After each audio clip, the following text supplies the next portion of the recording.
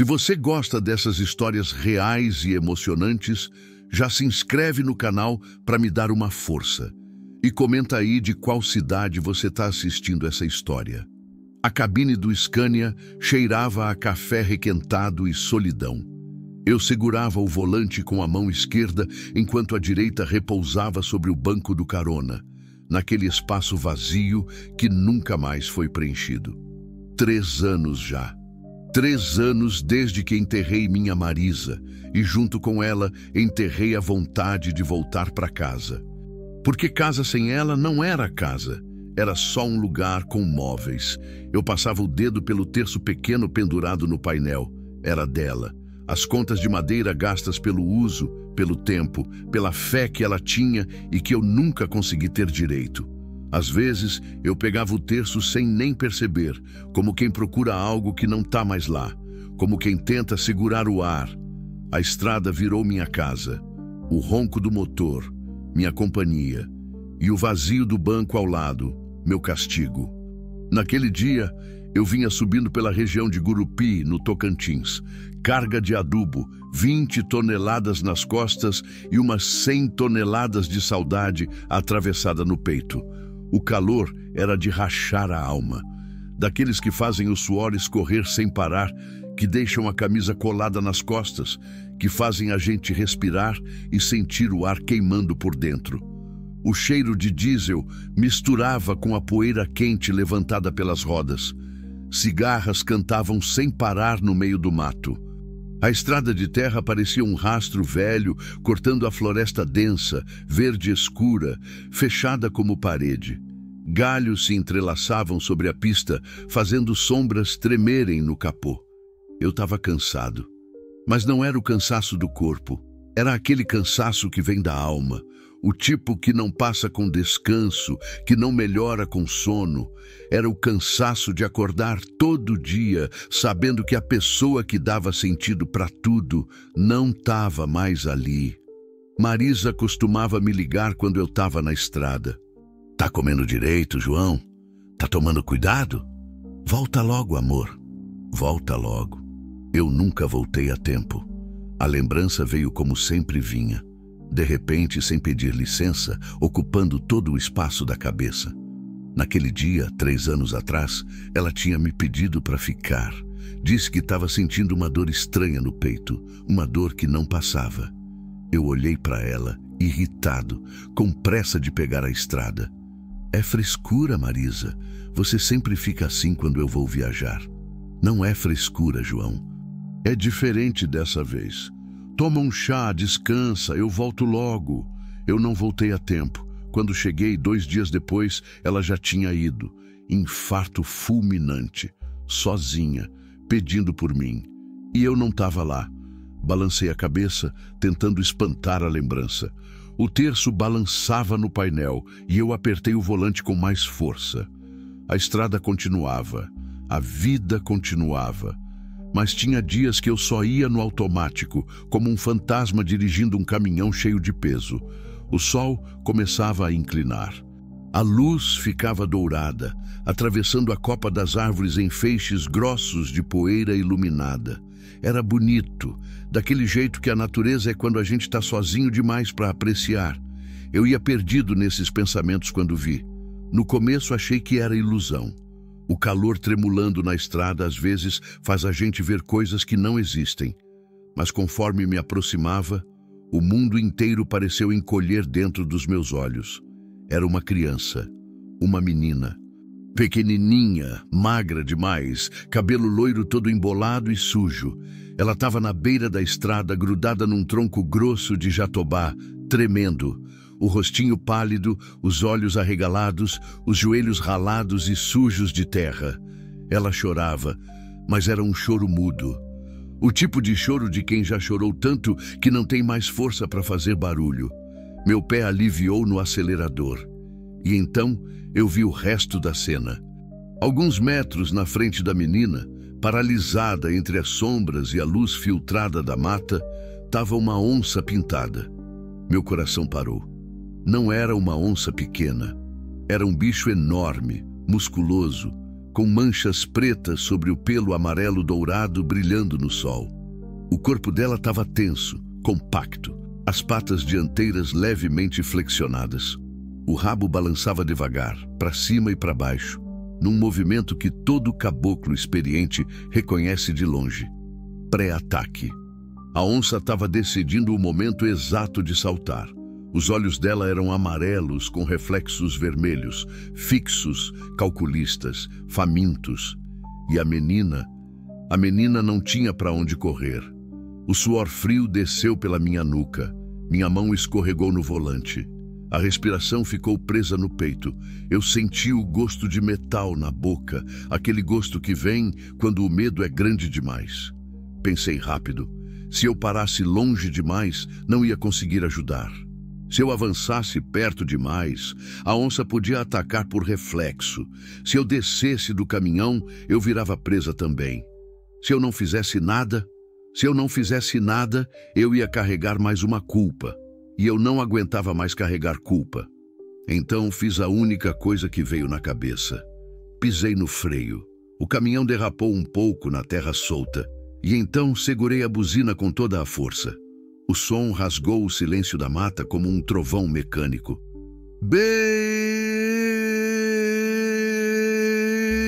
A onça virou a cabeça na minha direção. As orelhas se abaixaram. Os lábios se arreganharam, mostrando presas enormes, brancas, afiadas. Ela rosnou. Foi um som grave, profundo, que fez meu estômago virar. Mas ela não recuou. Só desviou o olhar por um segundo. O suficiente. Avancei com o caminhão fazendo barulho, rodas levantando poeira, motor rugindo. Joguei o farol alto, buzinei de novo. Corre pra cá! Gritei pela janela, com a voz embargada, rasgada. A menina me olhou, mas o medo tinha pregado os pés dela no chão. Ela tremia tanto que parecia que ia desmontar. Eu buzinei mais uma vez. A onça deu um salto curto para trás, irritada, confusa com o barulho, mas sem desistir da presa.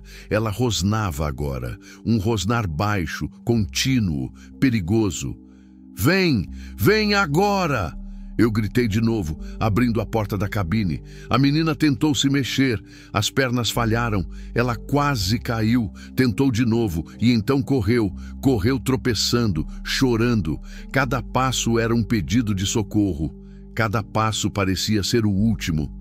Eu estendi o braço com toda a força que tinha. Vem! Ela pulou no degrau do caminhão e agarrou minha mão com as duas mãozinhas frias e sujas. Puxei ela para dentro com tanta força que quase bati a cabeça dela no teto. Bati a porta no mesmo instante em que a onça avançou mais um passo, o corpo inteiro em tensão, indecisa entre atacar o caminhão ou recuar. Engatei a marcha, acelerei. O caminhão arrastou para frente, levantando uma nuvem de poeira vermelha. Olhei para o retrovisor.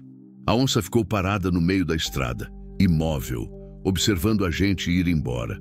O olhar dela não era de raiva, era de frustração e de algo que eu não soube explicar, algo que parecia quase compreensão. Eu respirei fundo, o coração martelava no peito, as mãos tremiam no volante.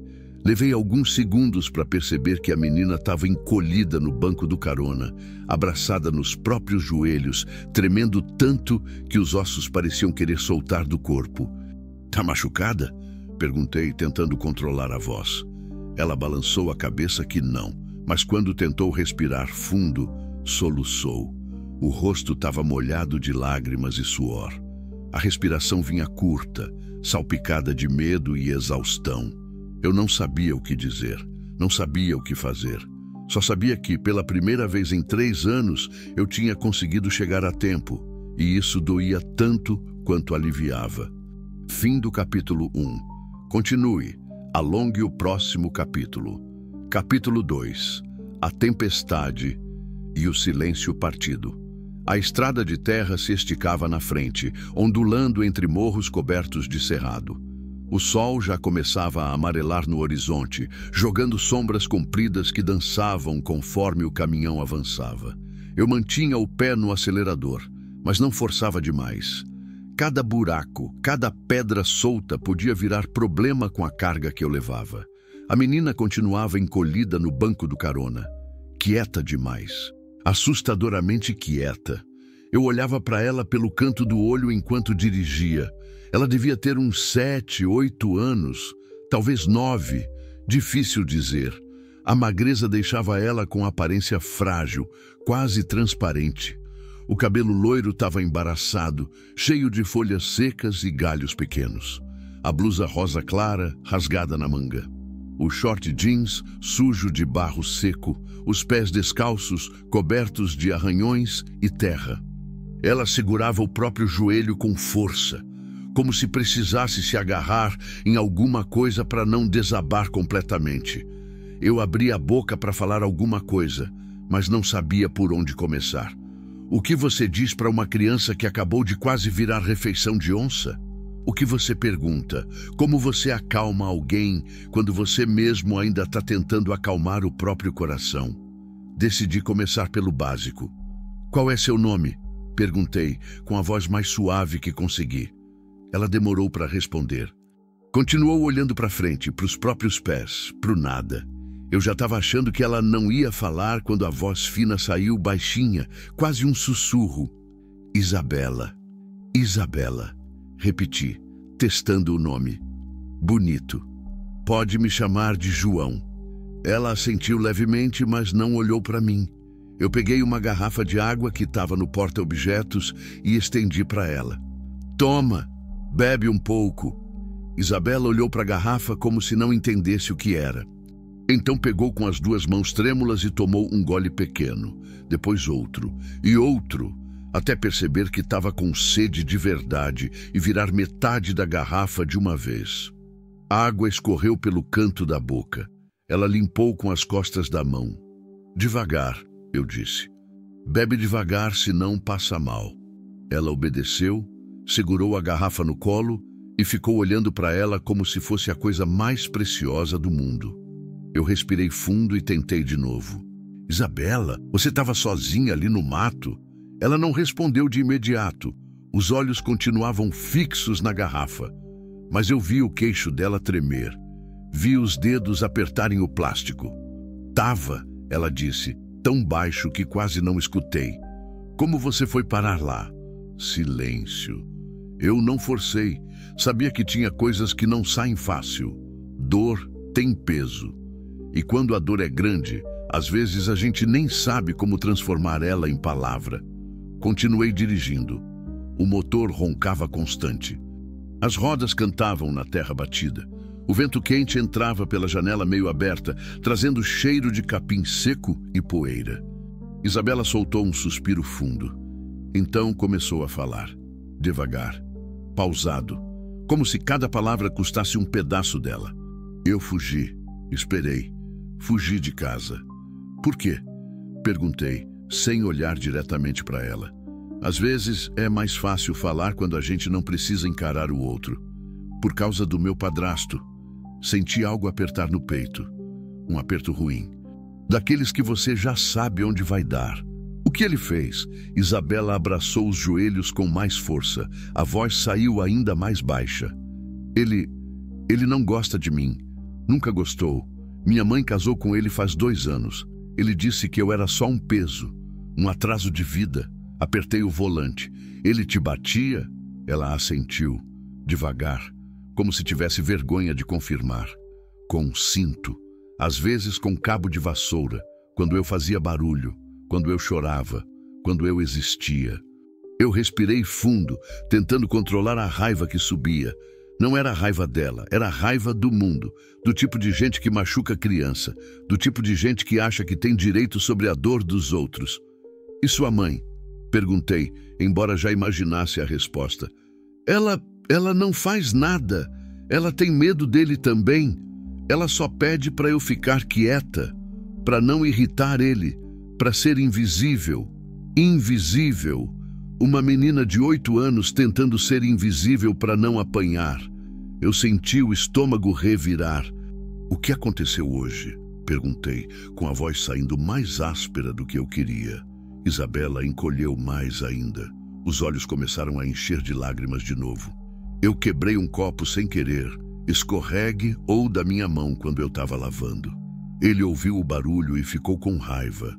Disse que eu era burra, que eu não prestava para nada, que eu merecia aprender a lição.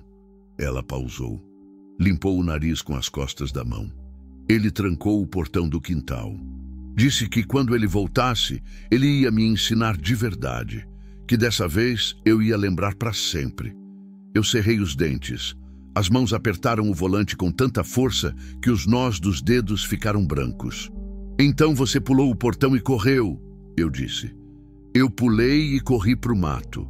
Pensei que se eu me escondesse longe, ele não ia me achar. Pensei que talvez eu conseguisse sumir de verdade, que ninguém ia sentir falta. A voz dela quebrou no final. E então ela desabou, chorou. Chorou soluçando, com o corpo inteiro tremendo, com as mãos cobrindo o rosto. Chorou como quem finalmente teve permissão para deixar a dor sair. Eu não sabia o que fazer. Não sou bom com choro. Nunca fui. Marisa sempre dizia que eu era duro demais, que eu não sabia demonstrar afeto. E ela estava certa, mas naquele momento algo dentro de mim quebrou também. Encostei o caminhão na beira da estrada, puxei o freio de mão, desliguei o motor. O silêncio que veio depois foi pesado, só cortado pelo choro da menina. Me virei para ela e, sem pensar muito, coloquei a mão no ombro dela, devagar, respeitoso. Isabela, olha para mim. Ela demorou, mas obedeceu. Os olhos vermelhos, molhados, cheios de medo e dor. Você não é um peso, eu disse firme. Você não é burra, você não merece apanhar. Nada do que você fez justifica o que fizeram com você. Nada, entendeu? Ela me olhou como se não acreditasse no que estava ouvindo. E você não vai voltar para lá, continuei. Eu não sei ainda como, mas você não vai voltar para aquele lugar. Isso eu te prometo. A boca dela tremeu. Por um segundo, achei que ela ia desabar de novo, mas ao invés disso, ela assentiu. Apenas assentiu. E naquele gesto pequeno percebi que ela estava escolhendo acreditar em mim. Eu liguei o motor de novo e voltei para a estrada. Mas antes de avançar, passei o dedo pelo terço pendurado no painel. Marisa, se você está aí em algum lugar, me ajuda a não estragar isso. O céu começou a escurecer rápido demais. Nuvens pesadas vinham de longe, carregadas, escuras como chumbo derretido. O vento mudou, ficou úmido, denso, com cheiro de chuva chegando. Vem tempestade, murmurei, mais para mim mesmo do que para Isabela. E veio com tudo. As primeiras gotas eram grossas, pesadas, batendo no para-brisa como pedras pequenas. Em menos de 1 minuto, virou dilúvio. A chuva desabou com tanta força que o limpador de para-brisa não dava conta. Eu reduzi a velocidade. Caminhão carregado em estrada de terra molhada é coisa séria. Um passo errado e a gente tomba, ou fica atolado. Ou pior, a estrada virou lama em questão de segundos. As rodas começaram a patinar. Eu mudava de marcha, tentava controlar, mas o caminhão derrapava, balançava, resistia. Segura aí, avisei Isabela, e ela se agarrou na alça da porta. O barulho da chuva era ensurdecedor. Bingos batiam no teto de metal da cabine como tambores insanos. Trovões estouravam no céu, raios iluminavam a mata fechada dos dois lados, transformando tudo em sombras dançantes e assustadoras. Eu suava frio, concentrado. Cada metro era uma luta, cada curva um risco. E então, no meio daquela luta toda, eu vi algo no retrovisor que fez meu sangue gelar. Faróis, uma caminhonete velha, cor clara, vindo atrás de nós. Rápido demais para quem está em lama e tempestade. Rápido demais para ser coincidência. Isabela também viu. Ela virou a cabeça, olhou pelo vidro traseiro da cabine e ficou pálida. Mais pálida do que já estava. É ele, ela sussurrou, com a voz quebrada de pânico. Tem certeza? É a caminhonete dele. Eu conheço. Meu coração disparou. A respiração ficou pesada. Olhei para o retrovisor de novo. A caminhonete colava na traseira do caminhão, buzinando, batendo o farol alto. O motorista gesticulava pela janela. Mesmo com a chuva e a distância, dava para sentir a raiva dele. Eu tentei acelerar, mas as rodas patinavam na lama. O caminhão sacudia, a carga atrás balançava perigosamente. "João", Isabela chamou com a voz trêmula. "Ele não vai desistir." "Eu sei", respondi, tentando parecer calmo, mas por dentro estava em pânico também. A caminhonete emparelhou. O vidro do motorista desceu. Vi o homem, alto, magro, com boné sujo e expressão de ódio puro. Ele gritou alguma coisa que não consegui ouvir por causa da chuva, mas o gesto que ele fez era claro. "Para esse caminhão." Eu balancei a cabeça que não. Ele socou a porta da própria caminhonete e acelerou, tentando fechar a frente do caminhão. Eu desviei. As rodas derraparam. O caminhão inclinou. Isabela gritou. "Segura!" Gritei de volta. Consegui retomar o controle, mas a caminhonete não desistiu. Ela vinha de novo. Tentou jogar a lateral contra a cabine. Isabela chorava, encolhida, cobrindo os ouvidos. Meu cérebro trabalhava rápido. Eu não podia deixar ele encostar, não podia parar, não podia entregar a menina, mas o que eu podia fazer? Foi então que vi a bifurcação. Uma estradinha estreita, quase escondida pela vegetação, saindo da estrada principal. Era usada por madeireiros clandestinos, carvoeiros, gente que não quer ser vista. Estrada ruim, cheia de buracos, sem saída garantida. Mas era minha única chance. Virei o volante com força. O caminhão derrapou, a traseira abriu, mas eu controlei. Entrei na estradinha levantando lama e água. A caminhonete tentou seguir, mas o terreno era traiçoeiro. Lama profunda, pedras escondidas. A caminhonete patinou, rodopiou e as rodas afundaram. Olhei pelo retrovisor. O homem tentava sair do atoleiro, acelerando, fazendo as rodas girarem em falso, afundando ainda mais. Nós seguimos. A cabine tremia tanto que parecia que ia desmontar. Galhos batiam dos dois lados. A chuva continuava implacável. Eu rezava baixinho, sem saber direito para quem, pedindo que o caminhão aguentasse. E foi aí que eu vi algo que fez meu coração quase parar de novo. A onça, a mesma onça de antes. Ela corria paralela ao caminhão, lá dentro da mata densa. Pulava sobre troncos caídos, desviava de árvores, acompanhava o ritmo. Não atacava, não rosnava, não parecia ameaçar, só acompanhava, como se escoltasse a gente. Eu pisquei, achando que estava vendo coisa. Mas quando olhei de novo, ela ainda estava lá, correndo, observando. Isabela pressionou o rosto no vidro, os olhos arregalados. "É ela", sussurrou. "A onça." "Eu tô vendo", respondi, sem acreditar no que estava dizendo. A onça nos acompanhou por quase 1 quilômetro. Então, quando finalmente alcançamos um trecho melhor da estrada, ela parou. Ficou ali, parada na beira da mata, nos observando ir embora. E eu juro que, por um segundo, parecia que ela tinha assentido, como se dissesse: "Vai, protege ela." Quando finalmente consegui voltar para o asfalto, a chuva começou a aliviar. A tempestade foi embora tão rápido quanto chegou, deixando só uma garoa fina e o cheiro de terra molhada no ar. Isabela adormeceu encostada no banco, exausta, vencida pelo cansaço, pelo medo, pelo alívio. Eu dirigi em silêncio, com a mão descansando sobre o terço. E pela primeira vez em 3 anos, senti que não estava completamente sozinho. Fim do capítulo 2, continue. Alongue o próximo capítulo.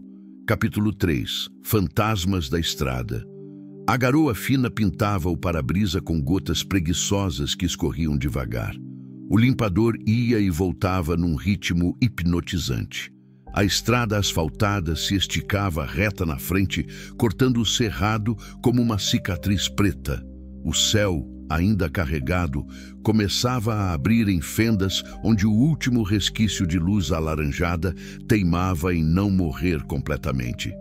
Eu mantinha o pé leve no acelerador. Não tinha pressa. Pressa para quê? Para onde? Olhei de relance para Isabela. Ela dormia encolhida, com as pernas dobradas no banco, a cabeça apoiada contra a porta, os braços cruzados sobre o peito numa tentativa instintiva de se proteger até dormindo. O rostinho relaxado, finalmente em paz. As pálpebras tremiam de vez em quando. Sonho ruim, provavelmente. Eu queria deixar ela dormir. Deus sabe que ela precisava, mas minha cabeça não parava, girava, remoía, planejava e desplanejava. O que eu ia fazer agora? Eu não podia simplesmente deixar a menina em qualquer lugar. Não podia devolver ela para casa. Isso seria o mesmo que jogar ela na boca do lobo. Mas também não podia fingir que nada tinha acontecido e seguir viagem com ela como se fosse normal andar com uma criança desconhecida na cabine do caminhão. A coisa certa era procurar as autoridades. Conselho tutelar, delegacia, alguém que soubesse lidar com isso do jeito certo, do jeito legal. Mas algo me travava. Talvez fosse medo de que o sistema falhasse, de que mandassem ela de volta, de que papelada e burocracia importassem mais que a segurança dela. Ou talvez fosse outra coisa, algo mais egoísta. Talvez eu só não quisesse entregar ela porque pela primeira vez em 3 anos eu tinha conseguido proteger alguém. Pela primeira vez eu tinha chegado a tempo. Balancei a cabeça, tentando afastar os pensamentos. Peguei o terço pendurado no painel e passei as contas entre os dedos. Marisa costumava fazer isso quando estava nervosa, quando precisava pensar, quando buscava uma resposta que não vinha. Me ajuda aqui, amor, sussurrei para o vazio. Eu não sei o que fazer. O vazio não respondeu. Nunca respondia. Mas o terço ficou quente na minha mão, como se tivesse absorvido o calor da minha pele, e isso bastou para me acalmar um pouco. Isabela mexeu no sono. Gemeu baixinho, encolheu mais ainda. Eu diminuí o barulho do motor, tentando não acordar ela. Mas então ela falou. Falou dormindo. Não bate, eu não quis. A voz era fraca, quebrada, cheia de terror mesmo inconsciente. Eu senti algo rasgar dentro do peito. Por favor, por favor. Ela começou a chorar, ainda dormindo. Lágrimas escorrendo pelo rosto, a respiração acelerada, os dedos se contraindo como se tentasse se defender de algo invisível. Isabela, chamei baixinho. Isabela, acorda. Ela não acordou. Continuou gemendo, chorando, presa no pesadelo. Encostei o caminhão devagar no acostamento. Puxei o freio de mão. Desliguei o motor. Tudo ficou quieto, só o som da chuva fina pingando no teto. Isabela, chamei de novo, tocando o ombro dela com cuidado. Acorda, pequena, você tá sonhando. Ela acordou de uma vez, num sobressalto violento. Os olhos arregalados, desorientados, procurando onde estava. A respiração vinha em golfadas rápidas. As mãos se agarraram no banco. Calma, eu disse, mantendo a voz suave. Calma, você tá comigo, tá segura. Isabela olhou em volta, pro caminhão, pra estrada vazia, pra mim. Levou alguns segundos até a realidade voltar, até ela lembrar que tinha escapado, que estava longe, que estava segura, ou pelo menos mais segura do que antes. Ela limpou as lágrimas com as costas da mão, envergonhada. Desculpa, sussurrou. Não precisa pedir desculpa, respondi. Pesadelo é pesadelo, não tem controle. Ela assentiu, mas não me olhou nos olhos. Ficou mexendo nos próprios dedos, inquieta. Peguei a garrafa de água que ainda estava no porta-objetos e ofereci de novo. Ela tomou um gole pequeno, devagar, e segurou a garrafa no colo. Tá com fome? Perguntei. Isabela assentiu.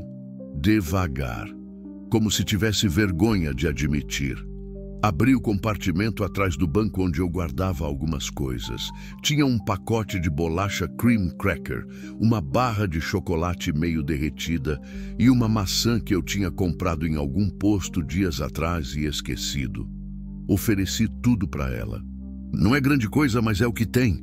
Os olhos dela brilharam. Fome de verdade. Ela pegou a maçã primeiro, limpou na blusa e mordeu.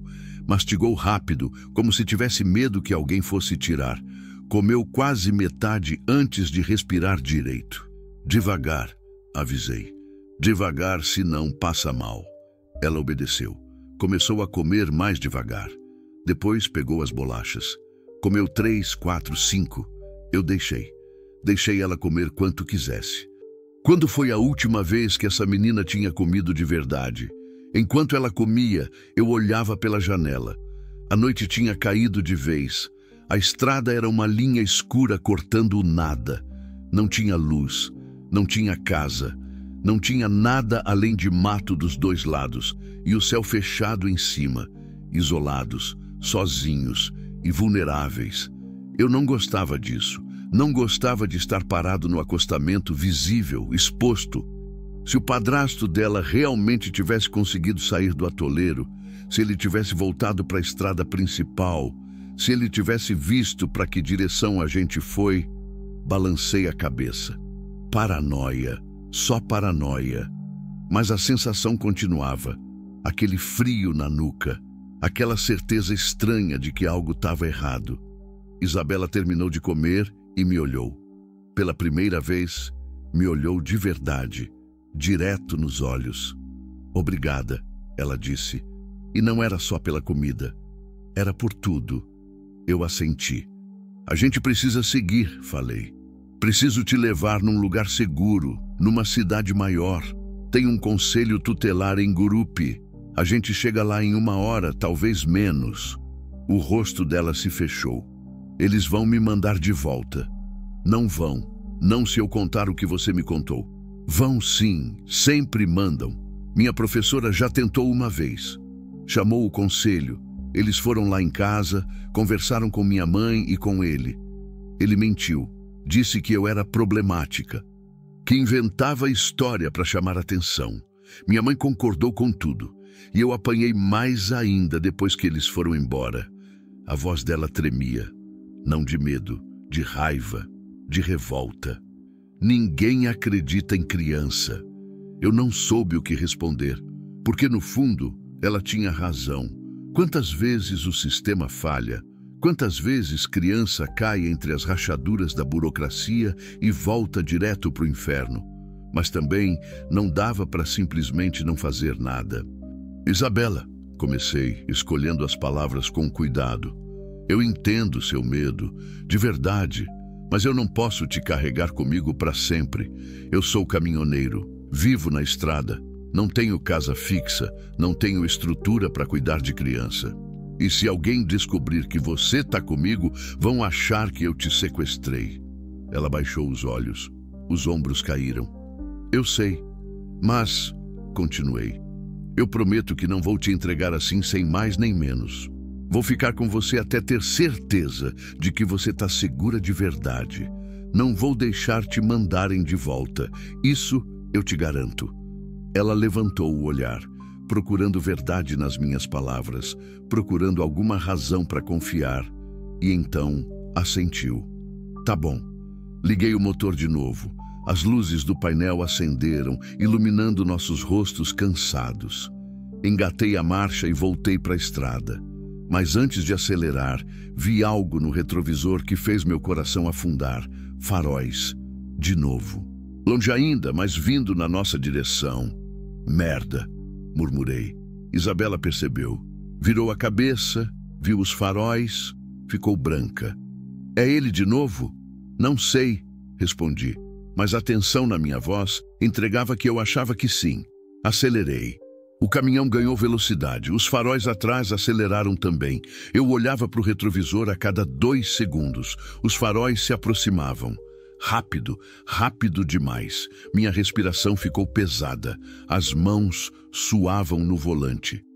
Isabela se encolheu no banco, abraçando os joelhos, voltando para a posição de defesa. Ele não desiste, ela sussurrou. Ele nunca desiste. Eu não respondi. Só acelerava. Mas caminhão carregado tem limite. Não adianta forçar. Pode esquentar motor, pode estourar pneu, pode perder freio. Os faróis vinham. cada vez mais perto. Meu coração batia descompassado. A estrada era reta demais, não tinha para onde desviar, não tinha saída. Então, quando os faróis estavam quase colados na traseira do caminhão, quando eu já estava me preparando para o pior, eles desviaram. Não era a caminhonete, era um carro. Um Gol velho, todo amassado, com escapamento furado fazendo barulho. Passou pela esquerda buzinando, o motorista gritando alguma coisa que não entendi e seguiu em frente acelerando feito louco. Eu soltei o ar que estava preso no peito, quase ri, quase chorei. Isabela também percebeu. Ela encostou a cabeça no vidro, fechou os olhos e tremeu toda de alívio. Não era ele. Ela sussurrou para si mesma. Não era ele. Mas eu sabia que o padrasto dela ainda estava lá fora, em algum lugar, procurando. E cedo ou tarde, ele ia aparecer de novo. Eu precisava ser mais rápido. Entramos em Gurupi 1 hora depois. A cidade era pequena, mas movimentada. Luzes de postes, comércios ainda abertos, gente andando na rua. Cheiro de comida vindo de algum restaurante, som de música sertaneja vazando de um bar. Normalidade. Parecia outro mundo comparado com a estrada deserta e escura de onde a gente vinha. Encostei o caminhão num posto de gasolina. Precisava abastecer. Precisava ir no banheiro. Precisava pensar. Vou descer um pouco, avisei Isabela. Você fica aqui dentro, tranca a porta, não abre para ninguém, entendeu? Ela assentiu, obediente, assustada. Desci da cabine. O frio da noite bateu na minha pele suada. Respirei fundo, 3, 4 vezes, tentando acalmar o coração que ainda estava acelerado.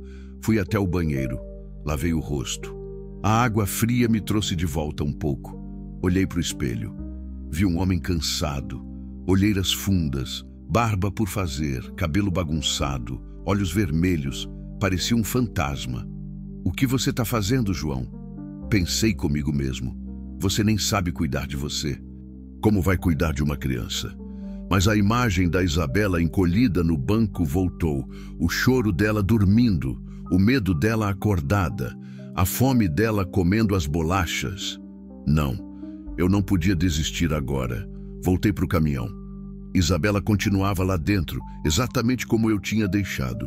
Olhando pela janela, vigilante, com medo de cada sombra que passava. Abri a porta. Ela relaxou ao me ver. Vou abastecer e a gente segue, falei. Depois a gente procura o conselho tutelar. Mas quando eu já estava fechando a porta, uma voz atrás de mim fez meu sangue gelar. Com licença, senhor. Me virei devagar. Era um policial, farda da PM. Alto, forte, expressão séria. Meu coração disparou de novo. Boa noite, respondi, tentando parecer calmo. Boa noite. Esse caminhão é seu? É. E a menina aí dentro? Eu hesitei. Só um segundo, mas foi o suficiente para ele notar. Ela é sua filha? Não, respondi. Mentir para policial nunca dá certo. Eu encontrei ela na estrada. Ela estava em perigo. Eu trouxe ela para a cidade para procurar ajuda. O policial me olhou, depois olhou para Isabela, depois voltou para mim. Que tipo de perigo? Respirei fundo. Ela fugiu de casa. O padrasto dela bate nela. Ela estava sozinha no meio do mato quando eu passei. Quase foi atacada por uma onça. O policial franziu a testa.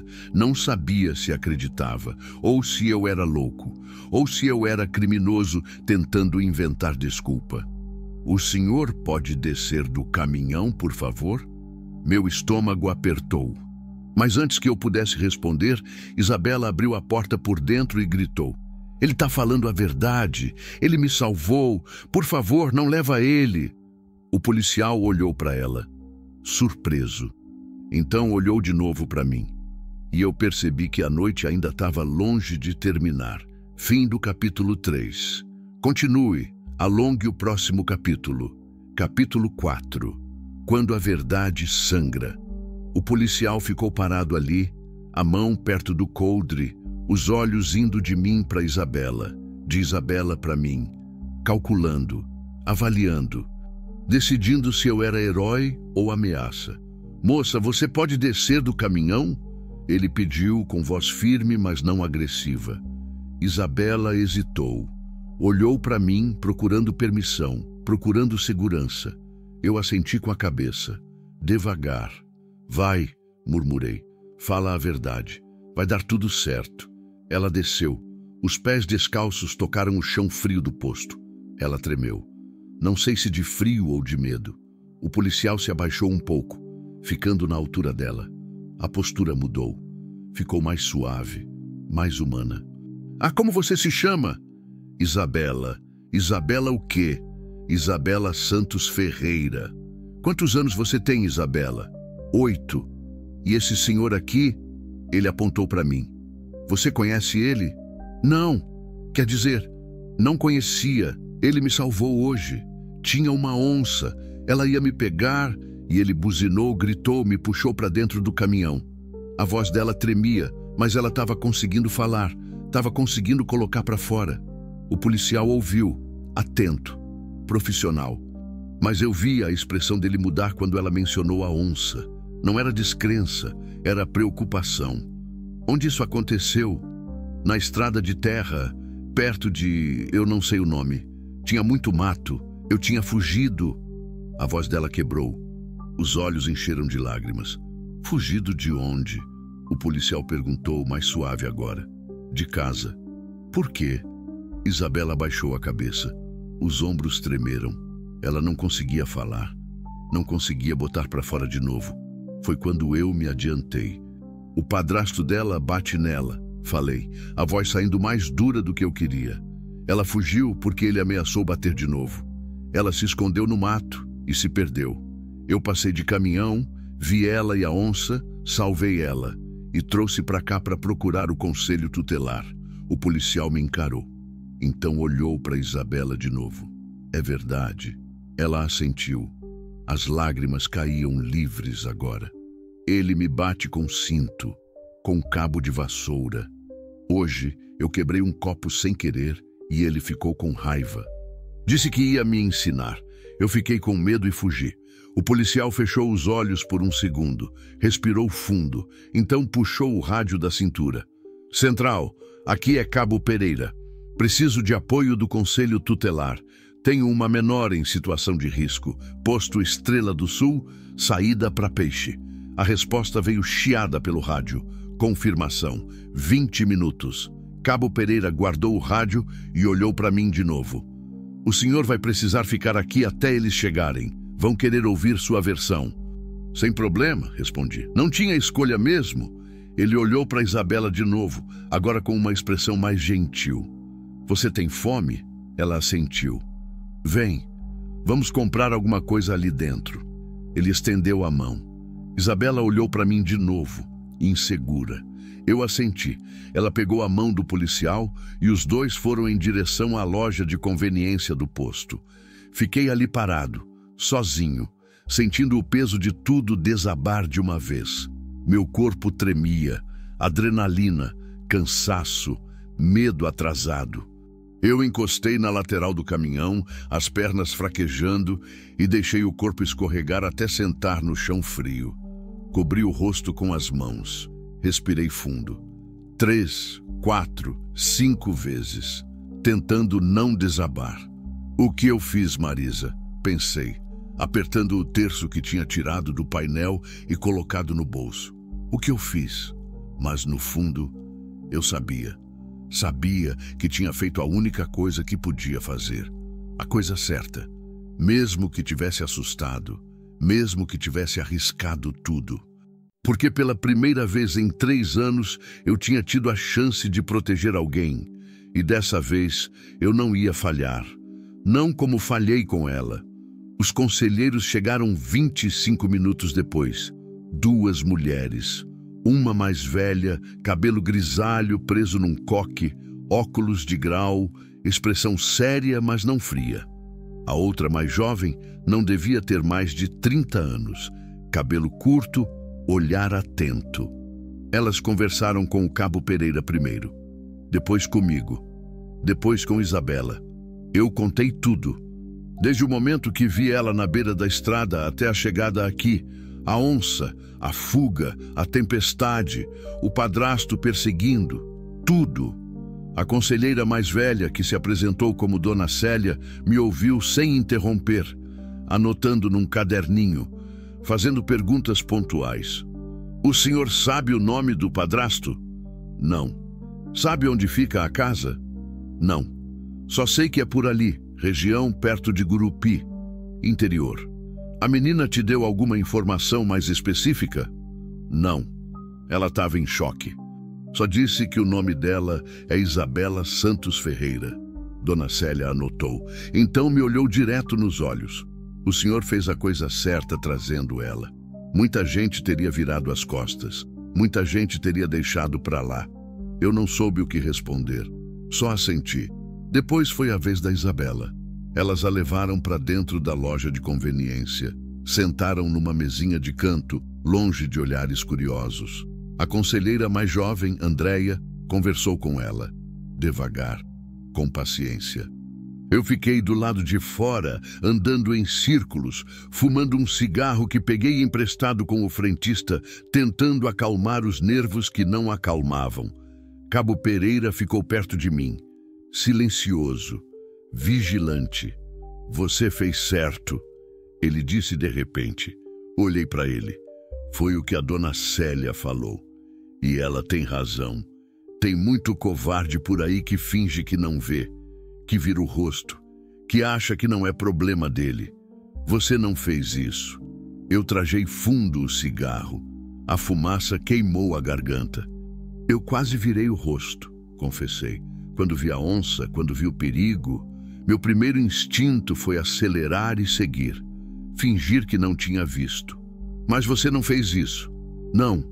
Então você é melhor do que pensa. Ele deu um tapinha no meu ombro e voltou para a viatura. Eu fiquei ali, terminando o cigarro, olhando para as estrelas que começavam a aparecer no céu, agora que as nuvens tinham ido embora. Marisa, você sempre dizia que eu era duro demais, que eu não deixava ninguém entrar, que eu construía muro em vez de ponte. Talvez você tivesse razão, mas hoje eu deixei alguém entrar. E doeu. Doeu tanto quanto salvou. Quando Isabela saiu da loja de conveniência, ela estava diferente.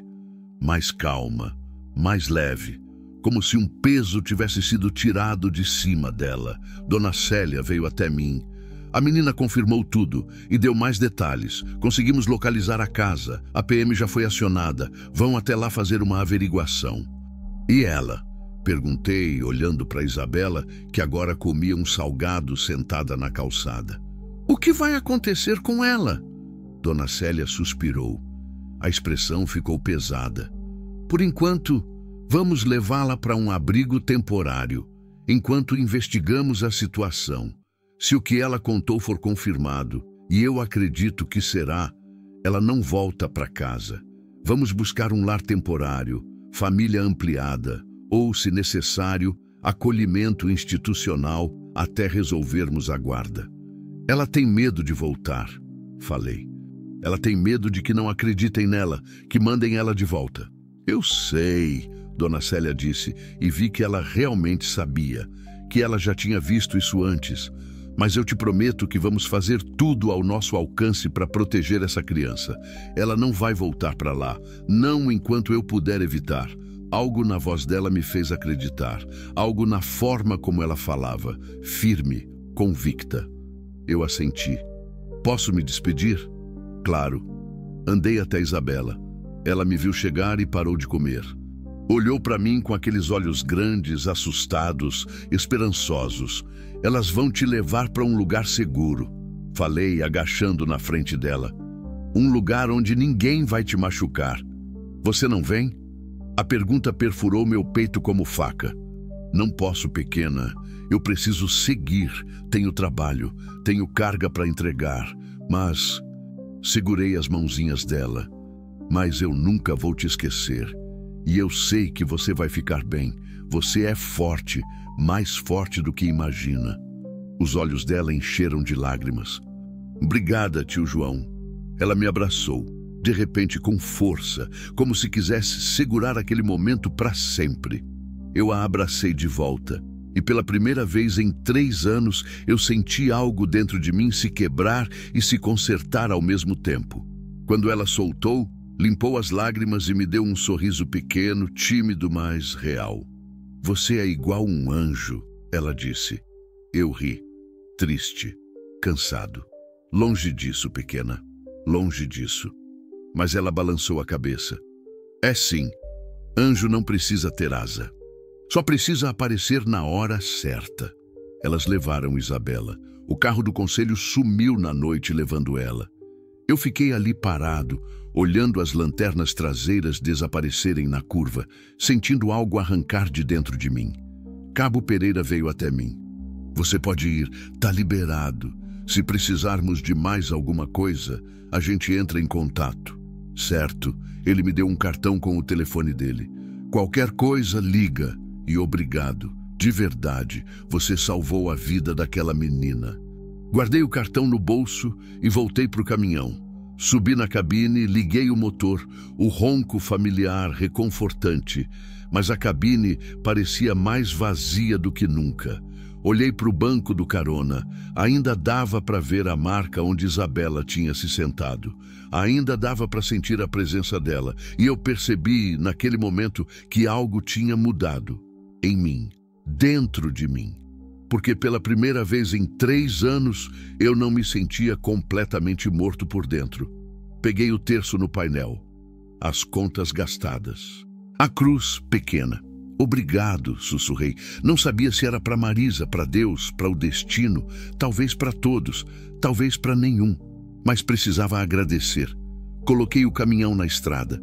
A noite era escura, a estrada longa, mas pela primeira vez não parecia tão pesada. Dirigi por horas, sem parar, sem pensar, só sentindo.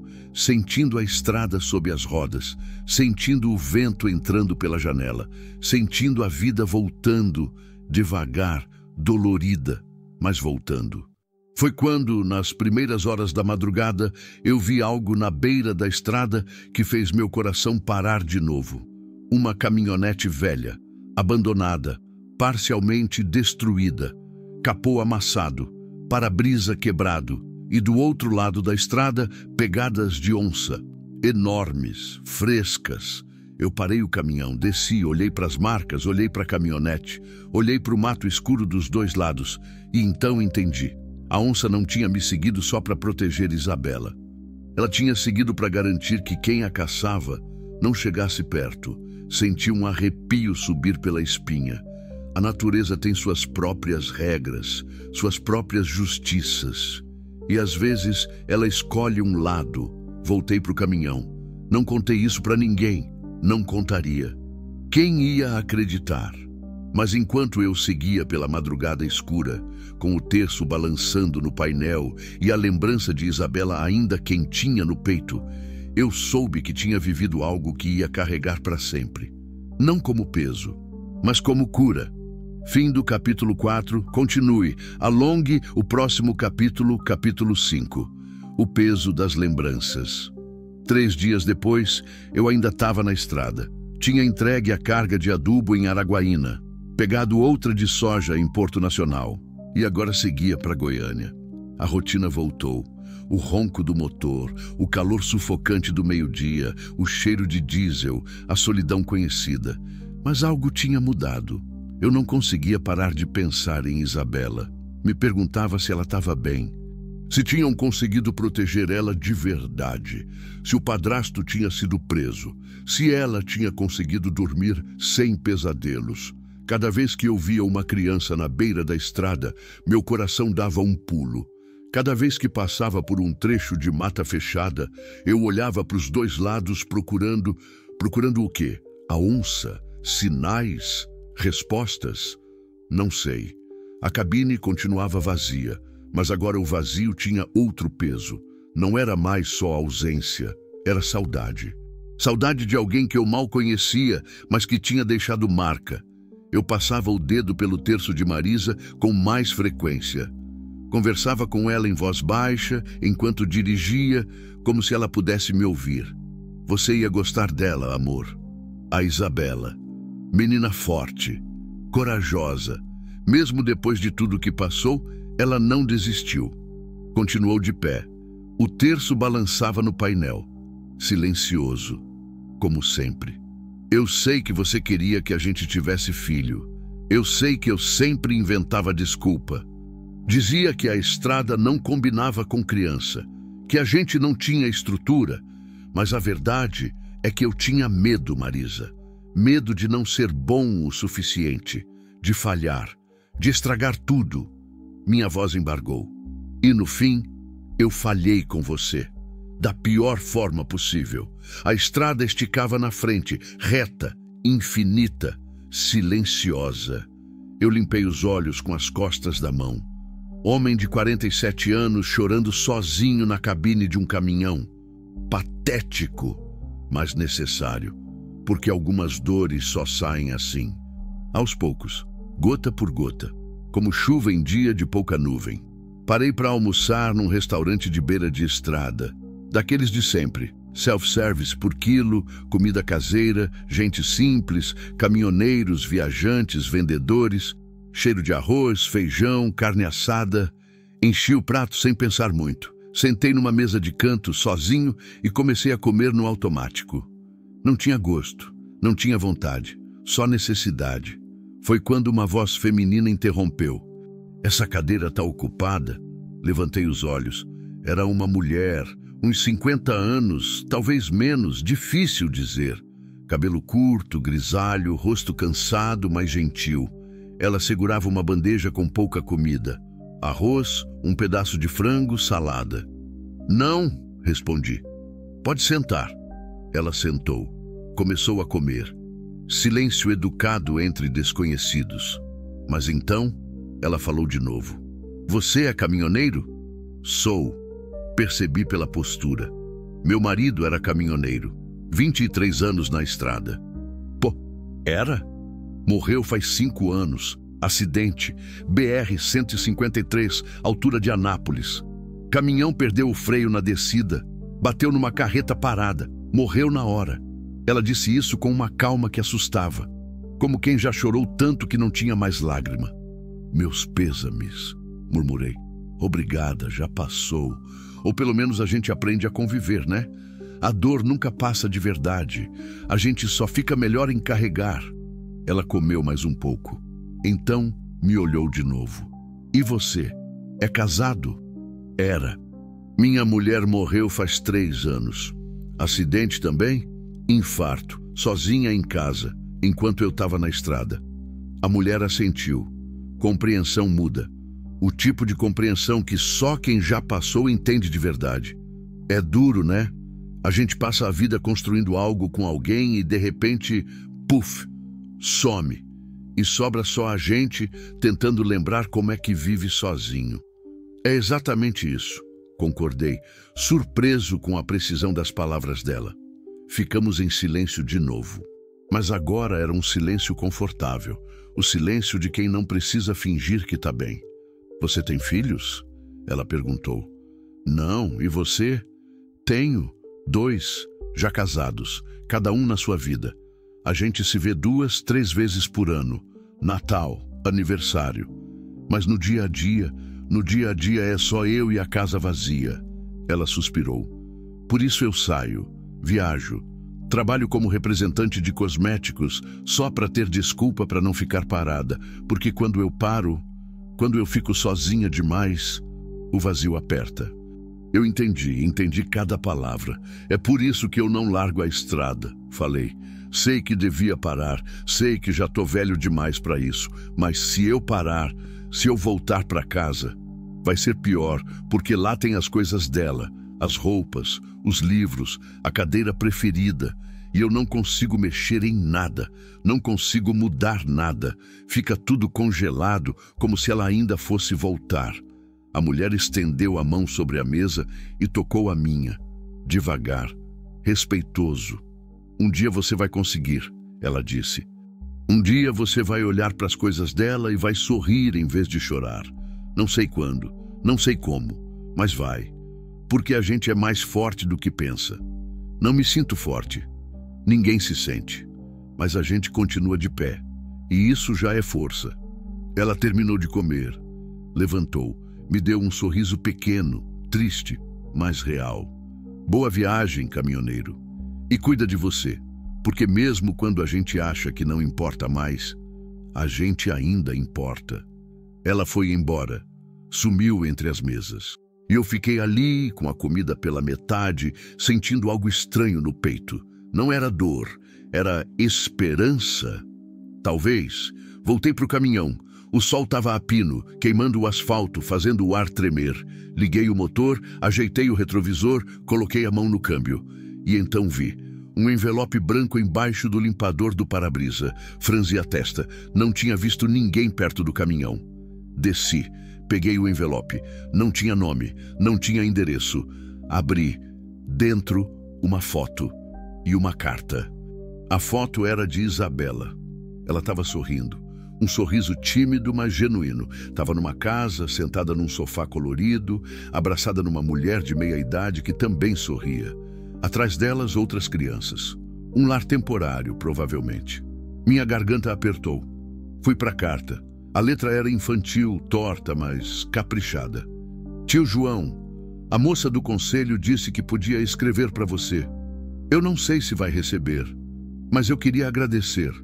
Você me salvou. Salvou minha vida. Se você não tivesse parado, eu não estaria aqui. Agora eu tô numa casa nova, com outras crianças. É legal. Tem comida todo dia. Tem cama macia. Ninguém bate. Ninguém grita. Eu ainda tenho medo às vezes. Ainda acordo chorando, mas estou melhorando. A moça disse que minha mãe não quis ficar comigo. Ela escolheu ele. Isso dói muito. Mas a moça também disse que não é culpa minha, que eu não fiz nada errado. Tô tentando acreditar. Eu queria te ver de novo. Queria te dar um abraço de verdade. Mas eu sei que você vive na estrada. Sei que não dá. Então eu só queria dizer obrigada. Obrigada por não ter passado direto. Obrigada por ter buzinado. Obrigada por ter me puxado para o caminhão. Obrigada por não ter me entregado para o meu padrasto. Você é meu herói. Com carinho, Isabela. Eu segurei a carta com as duas mãos. Apertei contra o peito e chorei. Chorei ali mesmo, encostado no caminhão, no meio do estacionamento do restaurante, sob o sol escaldante. Chorei de alívio, de dor, de gratidão, de culpa, de tudo misturado, porque Isabela estava bem, estava viva, estava segura, e porque, de alguma forma, salvar ela tinha salvado um pedaço de mim também. Guardei a carta e a foto com cuidado no porta-luvas. Ao lado do terço de Marisa, duas relíquias, dois motivos para continuar.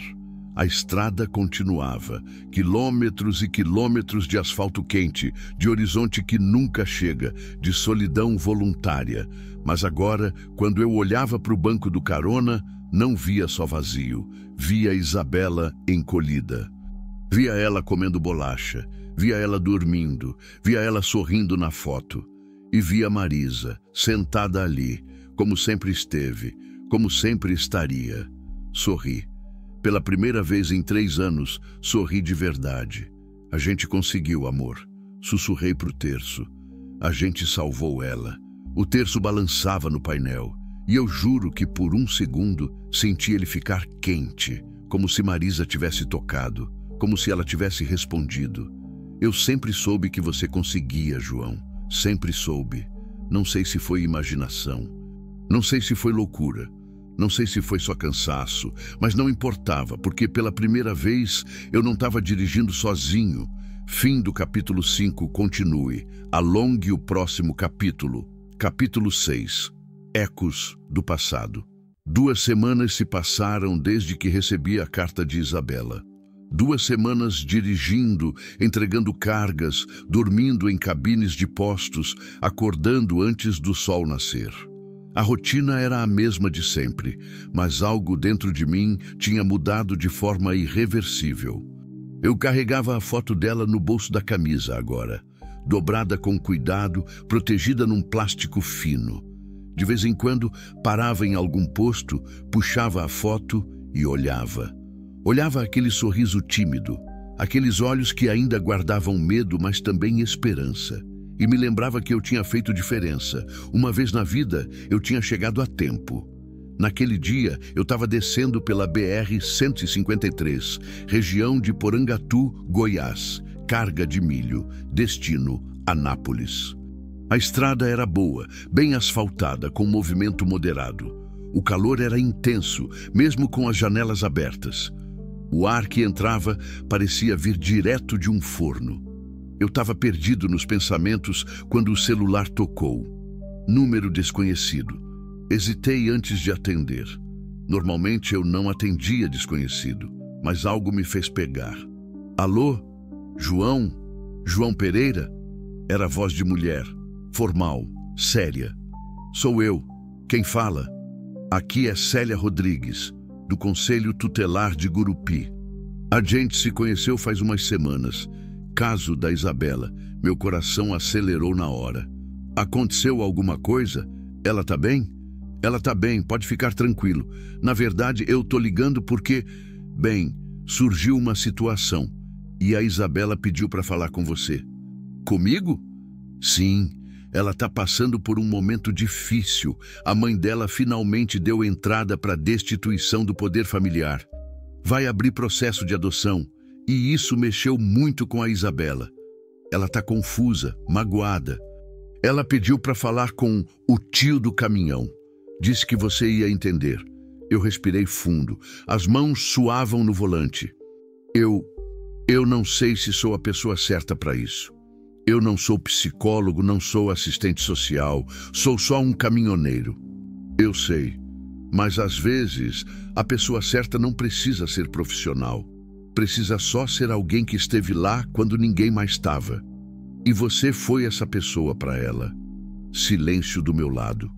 Célia esperou. O senhor tá onde agora? Ela perguntou. Descendo para Anápolis. Devo chegar amanhã de manhã. Perfeito. Gurupi fica a umas 5 horas de Anápolis. Se o senhor conseguir dar uma esticada até aqui, depois de descarregar, seria importante. Não precisa ficar muito tempo, só uma conversa. Acho que faria diferença.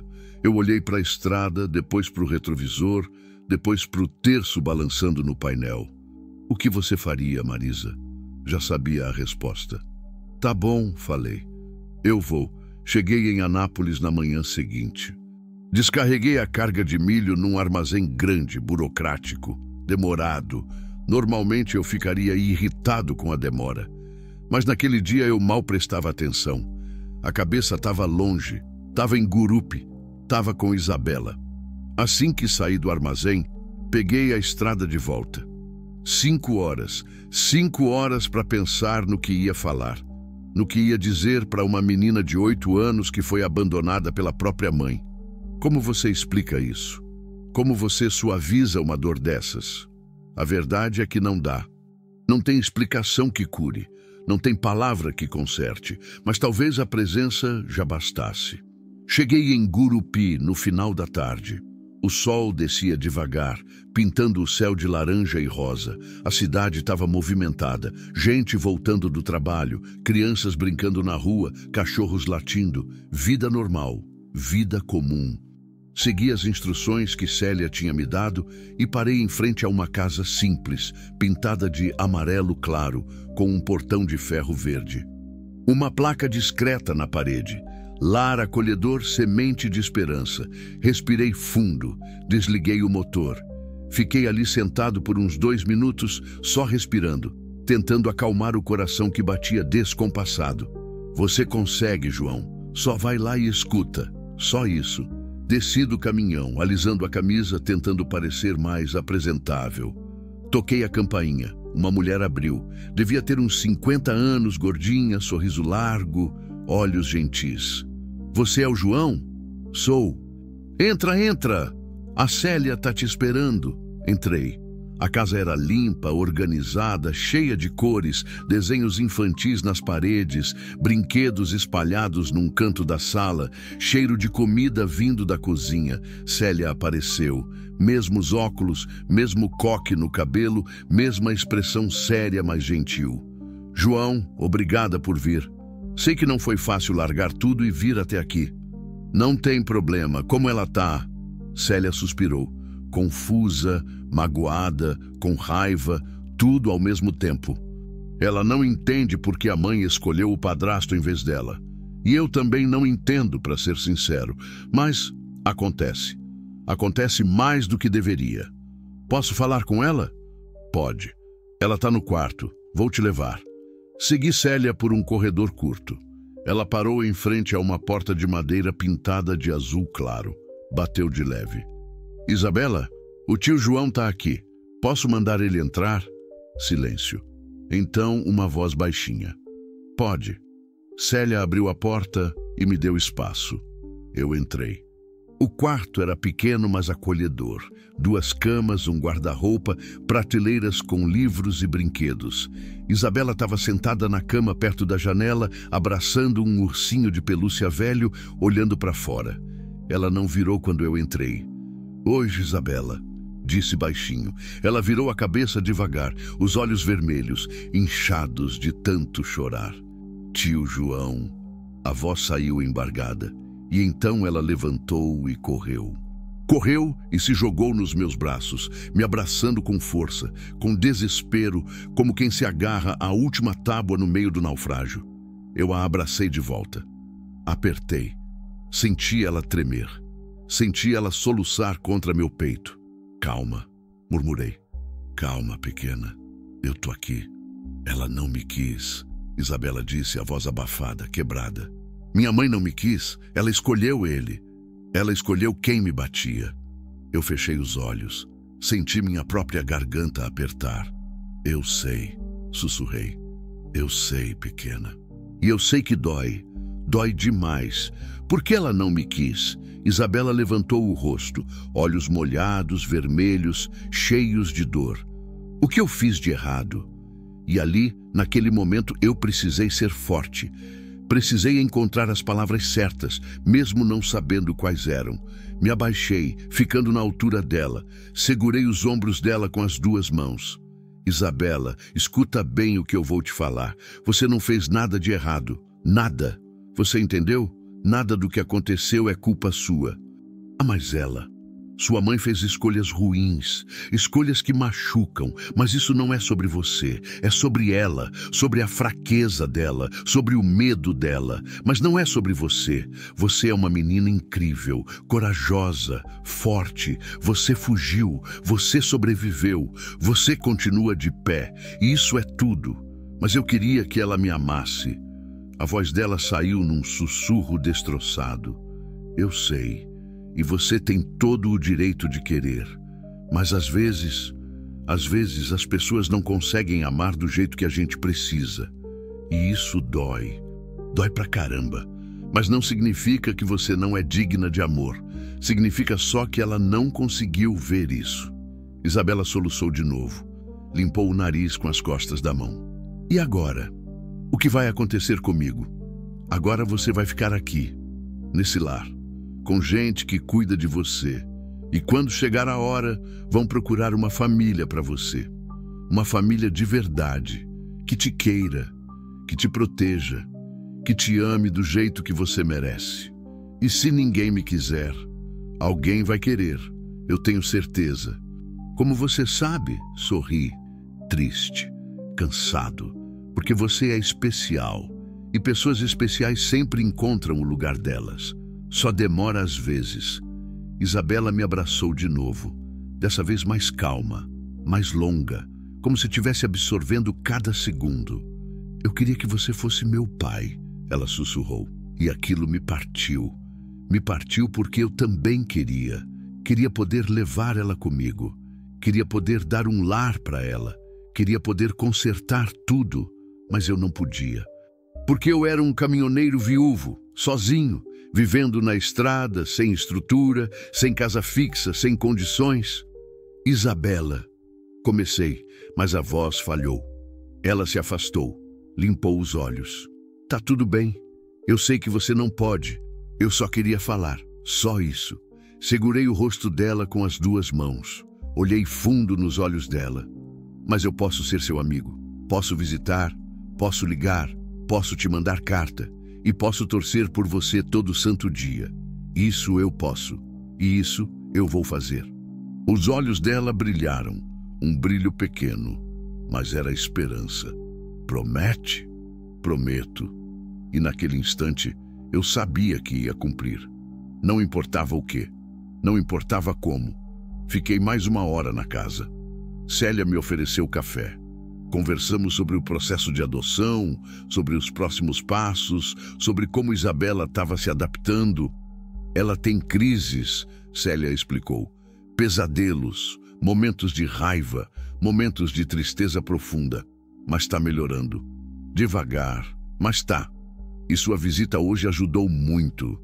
Ela precisava disso. Precisava de alguém que representasse aquele dia, o dia que ela foi salva. Eu não fiz nada demais. Fez sim, fez tudo. Quando fui embora, Isabela veio até o portão, acenou, sorriu, um sorriso pequeno, tímido, mas real. Eu acenei de volta, entrei no caminhão, liguei o motor e dirigi com o coração pesado e leve ao mesmo tempo. 2 horas depois, eu parei num posto para abastecer. Era noite já. Céu estrelado, ar fresco, silêncio reconfortante. Enquanto o frentista enchia o tanque, eu sentei no meio-fio, acendi um cigarro e olhei para o céu. Marisa, chamei baixinho. Você viu isso? Você viu a Isabela? O vento soprou. Suave, morno. Ela me chamou de herói. Disse que queria que eu fosse pai dela. E eu queria também, amor. Queria tanto, mas eu não posso. Não sei como. Passei a mão pelo rosto, cansado. Você sempre disse que eu tinha mais dentro de mim do que eu mostrava, que eu tinha coração, mas não deixava ele aparecer. Talvez você tivesse razão, porque nesse dia com a Isabela, nesse dia eu deixei e doeu, mas também curou. O cigarro queimava entre meus dedos, a fumaça subia devagar. Eu ainda sinto sua falta, todo dia. Mas agora também sinto outra coisa. Sinto que ainda dá para fazer diferença, que ainda dá para valer a pena, mesmo sozinho, mesmo perdido. Joguei o cigarro fora, levantei, paguei o combustível e voltei para a estrada, porque a estrada era minha casa, minha fuga, meu destino. Mas agora, pela primeira vez, não era só peso, era também propósito. Fim do capítulo 6. Continue, alongue o próximo capítulo, capítulo 7, quando a estrada cobra o preço. Os meses seguintes passaram num borrão de estradas, cargas, noites em cabines de postos, amanheceres vistos do para-brisa. Eu mantinha contato com Isabela como tinha prometido. Ligava toda semana, sempre no mesmo dia, sempre no mesmo horário. Às vezes ela estava bem, contava das aulas, das outras crianças do lar, dos desenhos que fazia. Outras vezes ela estava quieta, distante, e eu sabia que o peso do abandono ainda a apertava. Eu mandava cartas também. Cartas escritas à mão, em letra feia, mas escritas com cuidado. Contava sobre os lugares que eu via, as cidades que passava, as pessoas que conhecia. Transformava a solidão da estrada em histórias para ela. E, de alguma forma, isso também me ajudava. Me dava propósito onde antes só tinha vazio. Célia me ligou 3 vezes nesse período, sempre com atualizações. Isabela estava melhorando, tinha começado terapia, estava se abrindo mais, dormia melhor. E havia famílias interessadas em conhecê-la para possível adoção. Aquilo deveria me deixar feliz, e deixava, mas também doía, um tipo de dor estranha, como se eu tivesse ganhando e perdendo ao mesmo tempo. Era final de julho, quando tudo mudou. Eu estava subindo pela BR-010, região do Bico do Papagaio, Tocantins, carga de arroz. Destino, Imperatriz, Maranhão. A estrada era ruim em alguns trechos, cheia de buracos, mal sinalizada. Tinha chovido durante a tarde e a pista ainda estava molhada, com poças grandes refletindo o céu que clareava. O sol começava a se pôr, aquela hora que a luz fica dourada, quase irreal, pintando tudo de laranja e vermelho.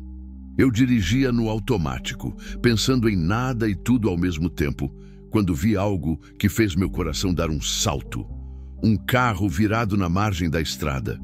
Um Palio branco, capô amassado, vidros quebrados, rodas para cima, fumaça saindo do motor. Pisei no freio. O caminhão derrapou um pouco na pista molhada, mas parou. Puxei o freio de mão, liguei o pisca-alerta e desci correndo. "Tem alguém aí?" Gritei, me aproximando. Silêncio. Só o chiado da fumaça e o barulho distante de cigarras. Cheguei perto do carro. Abaixei. Olhei para dentro. Havia 2 pessoas, um homem no banco do motorista inconsciente, sangue escorrendo da testa, e no banco de trás, uma mulher, pálida, respiração fraca, segurando a barriga, grávida, muito grávida. "Meu Deus", sussurrei. "Socorro!" A voz da mulher saiu fraca, rouca. "Por favor, meu bebê." O pânico subiu. Eu não sabia o que fazer. Não tinha treinamento. Não tinha conhecimento, mas também não podia deixar eles ali. "Eu vou tirar vocês daí", falei, tentando manter a voz firme. "Aguenta! Aguenta que eu vou buscar ajuda." Corri de volta para o caminhão. Peguei o celular. Sem sinal. Merda. Aquela região era conhecida por isso. Áreas mortas. Nada de sinal. Voltei para o carro. A mulher gemia baixo, as mãos apertavam a barriga. Não tá na hora. Ainda não. Só 7 meses. 7 meses. Prematuro. Meu estômago virou. Tentei abrir a porta traseira. Travada. Amassada. Não abria. Fui para a porta dianteira. Consegui forçar. Abriu rangendo. O homem ainda estava inconsciente. Senti o pulso dele, fraco, mas estava lá. Tinha um corte feio na testa. Muito sangue, mas estava vivo. Voltei para a mulher. "Eu vou te tirar daí, mas vai doer, tá?" Ela assentiu, os olhos arregalados de dor e medo. Forcei a porta traseira. Usei toda a força. A porta cedeu. Abriu pela metade. O suficiente. Passei os braços por baixo dela. Levantei com cuidado. Ela gritou, um grito de dor aguda que cortou o ar. Desculpa, murmurei, levando ela para fora do carro.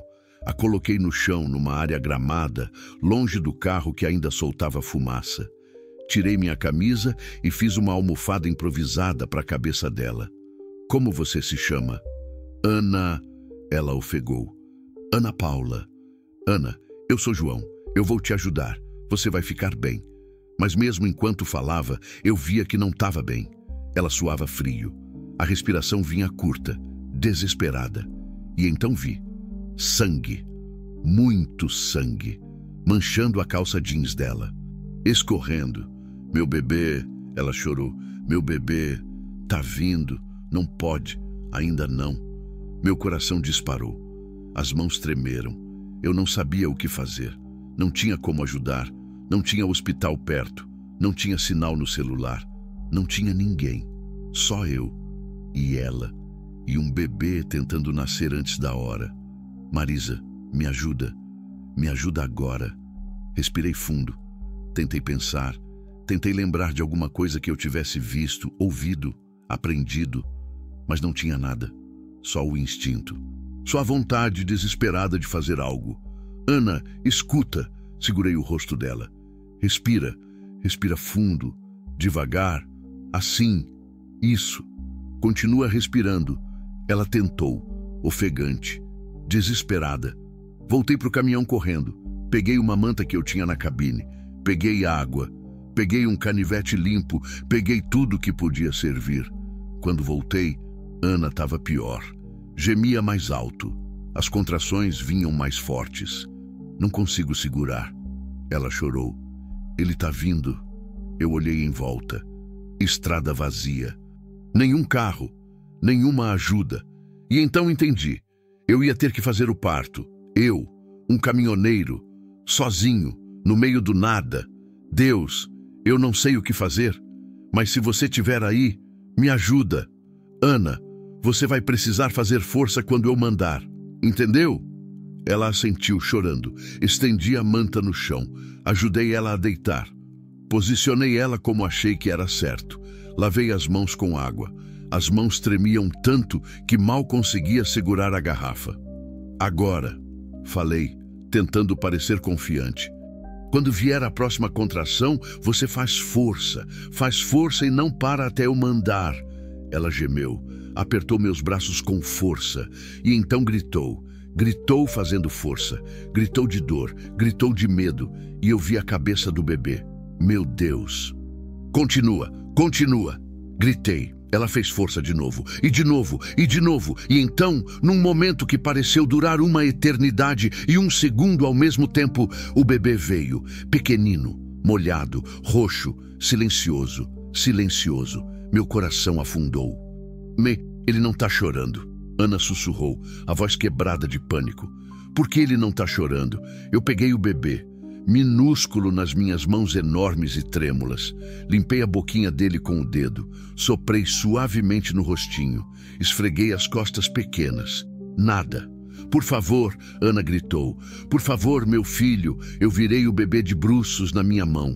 Dei leves tapinhas nas costas. 1 vez, 2, 3. E então, um choro. Fraco, agudo, mas um choro. O bebê chorou. Ana soluçou de alívio. Eu também. Ele tá vivo, sussurrei, quase não acreditando. Ele tá vivo. Enrolei o bebê na manta com cuidado. Coloquei ele no colo de Ana. Ela o abraçou, chorando, beijando a cabecinha molhada. Meu filho, meu filho. Eu sentei no chão. As pernas não seguravam mais. As mãos tremiam descontroladas. O corpo inteiro tremia. Eu tinha acabado de fazer um parto, no meio da estrada, sozinho. E o bebê estava vivo. Marisa, você viu isso? Você estava aqui, não estava? Você me ajudou. Mas não tinha tempo para desabar. Ainda tinha o homem no carro. Ainda precisava de ajuda. Voltei para o carro. O homem tinha acordado, desorientado, sangrando. Ana, onde está a Ana? Ela está bem. E o bebê também. Mas a gente precisa de ajuda. Você consegue andar? Ele tentou. Com minha ajuda, conseguiu sair do carro. Cambaleante, tonto, mas de pé. Levei os dois para o caminhão. Ajeitei Ana e o bebê no banco de trás da cabine. O homem, que se apresentou como Marcelo, foi no banco do carona. Liguei o motor e acelerei. Precisava achar o hospital, rápido. Encontrei um hospital pequeno em Araguaína, 40 minutos depois. 40 minutos que pareceram 40 horas. Ana sangrava, o bebê chorava fraco. Marcelo ia e voltava da consciência. Quando cheguei na emergência, gritei por ajuda. Enfermeiros vieram correndo. Macas. Levaram os 3. Eu fiquei ali, parado, no estacionamento, sujo de sangue, sujo de medo, sujo de vida. E então, finalmente, desabei. Sentei no chão e chorei.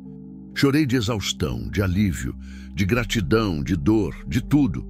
Porque eu tinha salvado 3 vidas naquele dia. 3.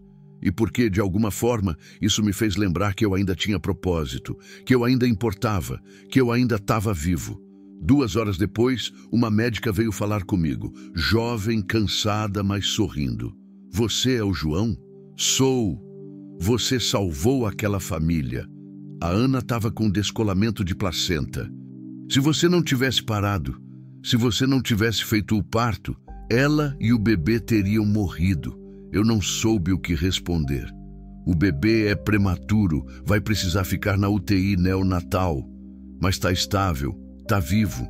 E o Marcelo vai precisar de pontos, mas também vai ficar bem. E a Ana? Ela quer falar com você. Segui a médica até o quarto. Ana estava deitada, pálida, mas acordada. Sorriu quando me viu. João. Oi, Ana. Obrigada. Ela disse, a voz embargada. Obrigada por não ter passado direto. Obrigada por ter parado. Obrigada por ter salvado meu filho. Eu balancei a cabeça. Eu só fiz o que dava. Você fez tudo. Ela segurou minha mão. Como a gente pode te agradecer? Não precisa. Precisa sim. Marcelo entrou no quarto, a cabeça enfaixada, mas de pé. A gente não tem palavras, João, mas a gente nunca vai esquecer. Nunca. Eu saí do hospital com o coração cheio, cheio de emoções que eu não sabia nomear. Voltei para o caminhão, sentei na cabine, peguei o terço de Marisa. A gente salvou de novo, amor, sussurrei. De novo. E pela primeira vez eu entendi. A estrada não era só fuga, era propósito. Era onde eu encontrava as pessoas que precisavam ser encontradas. E onde eu, finalmente, encontrava a mim mesmo. Fim do capítulo 7, continue. Alongue o próximo capítulo. Capítulo 8. O círculo se fecha. 6 meses depois do parto na estrada, eu ainda pensava naquele dia, na Ana, no Marcelo, no bebê minúsculo que chorou nas minhas mãos. Eles tinham me mandado fotos. O menino, que se chamava Miguel, crescendo forte apesar de ter nascido prematuro, sorrindo, vivendo, mais uma vida que a estrada tinha colocado no meu caminho, mais uma razão para continuar. Mas naquele dezembro quente e abafado, a estrada me levou de volta para onde tudo tinha começado. Gurupi, Tocantins. Eu tinha uma carga de cimento para entregar numa obra nos arredores da cidade. Ia ser rápido, descarregar e seguir. Mas algo dentro de mim pedia para passar no lar acolhedor semente de esperança antes. Fazia 3 semanas que eu não falava com Isabela. A última vez que liguei, ela estava estranha, quieta demais, respondendo com monossílabos. Eu tinha perguntado se estava tudo bem e ela disse que sim, mas eu sabia que não estava. Dava para sentir. Descarreguei o cimento num canteiro de obras barulhento, empoeirado, cheio de peão gritando e máquina trabalhando. Peguei o comprovante, voltei para o caminhão e segui direto para o lar. Era final de tarde quando cheguei. O sol baixo, o céu tingido de laranja e roxo. A casa amarela parecia a mesma. O portão verde, a placa na parede. Toquei a campainha. A mesma mulher gordinha de antes abriu. Dona Neuza, me lembrei. João, que surpresa boa. Boa tarde, Dona Neuza. A Isabela tá? A expressão dela mudou. Ficou séria, preocupada. Tá, mas ela não tá bem. Faz uns dias que ela anda muito quieta. Não brinca com as outras crianças, não come direito. A Célia marcou psicóloga para a semana que vem, mas... Ela suspirou. Talvez você consiga fazer ela se abrir. Meu peito apertou. Posso falar com ela? Claro. Ela está no quarto. Entrei. A casa continuava cheia de vida. Crianças correndo, rindo, gritando. Mas quando passei pelo corredor e cheguei no quarto de Isabela, o contraste era gritante. Silêncio. Bati na porta. Isabela? Sou eu, João. Nada. Bati de novo. Não posso entrar? Pode. A voz veio baixa, sem emoção. Abri a porta devagar. Isabela estava sentada na cama, de costas para a porta, olhando pela janela. O cabelo loiro estava mais comprido agora, preso num rabo de cavalo mal feito. Ela usava uma camiseta branca grande demais e um short jeans velho. Não virou quando entrei. Oi, pequena, falei, fechando a porta atrás de mim. Oi. Sentei na cama ao lado dela, devagar, respeitoso, esperando ela dar o tom. Ficamos em silêncio. Só o som distante das outras crianças brincando lá fora. Faz tempo que a gente não conversa, tentei. Você tá brava comigo? Não. Triste? Ela não respondeu, mas vi os ombros dela tremerem, levemente. Isabela, o que aconteceu? Ela respirou fundo, apertou os joelhos contra o peito. Teve uma família interessada em me adotar. Meu coração deu um pulo. E isso é... ruim? Eles vieram me conhecer 3 vezes, conversaram comigo, perguntaram um monte de coisa. Sobre o que eu gosto, o que eu não gosto. Se eu queria ir morar com eles. E você quer? Eu não sei. A voz dela quebrou. Eu devia querer, né? Eu devia ficar feliz. Mas eu tô com medo. Medo de quê? De que eles não gostem de mim de verdade. De que eles mudem de ideia. De que eles me devolvam. Igual minha mãe fez. Ela começou a chorar. Baixinho, tentando esconder. Mas o corpo tremia. Eu coloquei a mão no ombro dela. Devagar. Isabela, olha para mim. Ela demorou, mas virou. O rosto molhado, os olhos vermelhos, tanto medo guardado ali. Você tem todo o direito de ter medo. Depois de tudo que você passou, é normal. Mas sabe o que mais? Medo não significa que você não pode tentar. Medo não significa que você não merece ser feliz. Mas e se der errado?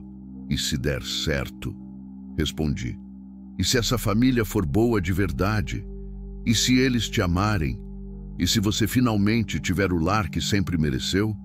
Mas como eu sei, você não sabe, não tem como saber. Mas às vezes, a gente precisa dar um passo, mesmo com medo, mesmo sem garantia, porque a outra opção é ficar parada. E ficar parada dói mais. Isabela limpou os olhos com as costas da mão. E se eles me machucarem?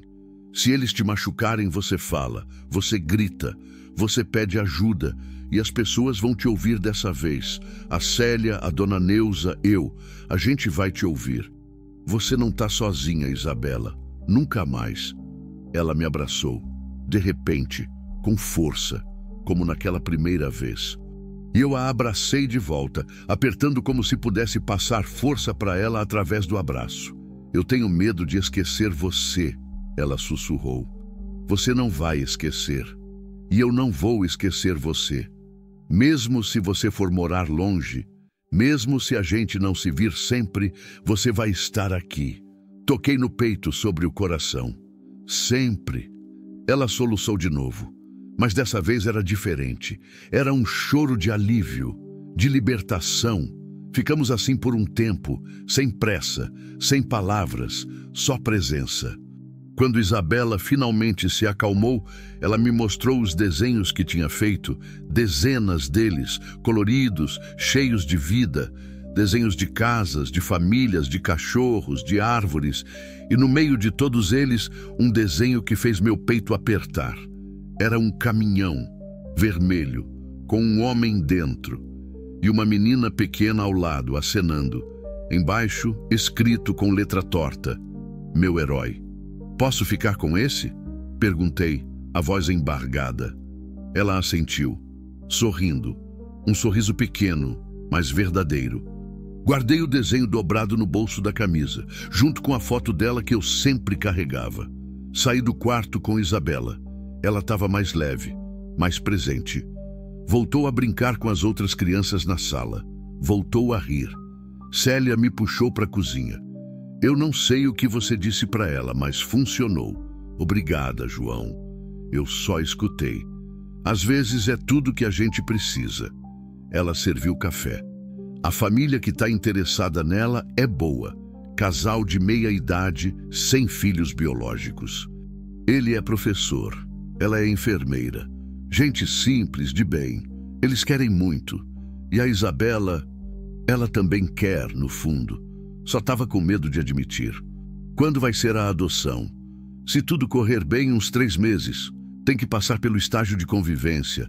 Audiências, papelada. Mas vai ser. Eu sinto. Tomei o café em silêncio, processando, sentindo alegria e tristeza misturadas. Você fez diferença na vida dela, Célia disse. Você salvou ela 2 vezes, uma na estrada, outra hoje. Ela também me salvou, admiti. Mais do que ela imagina. Quando fui embora já era noite. Isabela veio até o portão de novo. Dessa vez não chorou, só sorriu, acenou. Até logo, tio João. Até logo, pequena. E lembra, você é forte, mais forte do que o medo. Eu sei, você me ensinou. Entrei no caminhão, liguei o motor, acenei uma última vez e parti. A estrada estava escura, vazia, silenciosa, mas pela primeira vez em anos não me sentia sozinho. Dirigi por horas, sem destino certo, só sentindo a vida, sentindo o peso das escolhas, sentindo a graça dos encontros. Foi quando, já perto da meia-noite, eu parei num mirante natural, um lugar alto de onde dava para ver as luzes de Gurupi lá embaixo e o céu estrelado em cima. Desci do caminhão, o ar estava fresco, cheiro de mato, som de grilos. Peguei o terço de Marisa, segurei com as 2 mãos. Marisa, comecei, a voz quebrando. Eu passei anos com raiva de mim mesmo. Com raiva por não ter estado lá quando você precisou. Por não ter acreditado quando você disse que estava com dor. Por ter escolhido a estrada em vez de você. Respirei fundo. E eu carreguei essa culpa como se fosse uma condenação. Como se eu não merecesse mais nada. Como se eu devesse passar o resto da vida punindo a mim mesmo. As estrelas brilhavam, silenciosas, eternas. Mas então a estrada me deu a Isabela, e a Ana, e o Miguel, e me deu a chance de fazer diferente, de chegar a tempo, de salvar. Minha voz embargou completamente. E eu acho que você me deu isso, você e o universo. Vocês me deram a chance de consertar. Não o que eu fiz com você, porque isso não tem conserto, mas de consertar o que eu posso, de ser melhor, de importar. Limpei os olhos. Apertei o terço contra o peito. Eu ainda sinto sua falta todo santo dia. Ainda dói, ainda pesa. Mas agora também sinto gratidão por você ter existido, por você ter me amado mesmo eu sendo difícil, por você ter acreditado que eu tinha mais dentro de mim. O vento soprou, suave, quente, e eu vou continuar dirigindo, vou continuar encontrando quem precisa ser encontrado, vou continuar fazendo diferença onde eu puder, porque agora eu sei, a estrada não é castigo, é propósito. Fiquei ali por mais um tempo, olhando as estrelas, sentindo a presença dela, ou talvez só sentindo paz. Voltei para o caminhão, coloquei o terço de volta no painel. Peguei o desenho de Isabela e colei no parasol, onde eu pudesse ver sempre. Liguei o motor e segui. 3 meses depois, o celular tocou numa tarde de março. Número conhecido. Célia. João. Oi, Célia. Eu tenho uma notícia. A adoção da Isabela foi aprovada. Ela tem uma família agora, de verdade. Meu coração inchou. Como ela tá? Feliz. Com medo ainda, mas feliz. Ela pediu para eu te ligar. Quer que você venha na festa de boas-vindas que a família vai fazer. Vai ser sábado. Você consegue? Olhei para o calendário mental. Tinha carga, tinha prazo, tinha compromisso, mas também tinha prioridade. Eu consigo. Sábado chegou ensolarado, quente, com céu azul sem nenhuma nuvem. A festa era numa chácara simples nos arredores de Gurupi. Tinha bolo, salgados, crianças correndo, balões coloridos e tinha a Isabela. Ela veio correndo quando me viu. Mais alta, mais saudável, mais viva. Tio João, me abracei nela. Apertei, senti ela rir. Você veio. Claro que vim. Eu prometi e não prometi. Ela me apresentou para a nova família. Silvia, a mãe, sorriso largo, olhos gentis. Roberto, o pai, aperto de mão firme, gratidão no olhar. A Isabela fala de você toda hora, Silvia disse. Obrigada. Obrigada por ter salvado nossa filha. Nossa filha. As palavras ecoaram. Isabela tinha família, de verdade. Passamos a tarde juntos, comendo, conversando, rindo. E quando chegou a hora de ir embora, Isabela me deu um último abraço. Você vai sumir? Ela perguntou. Nunca. Eu vou ligar, vou visitar sempre que puder. Você não se livra de mim tão fácil. Ela riu, chorou, riu de novo.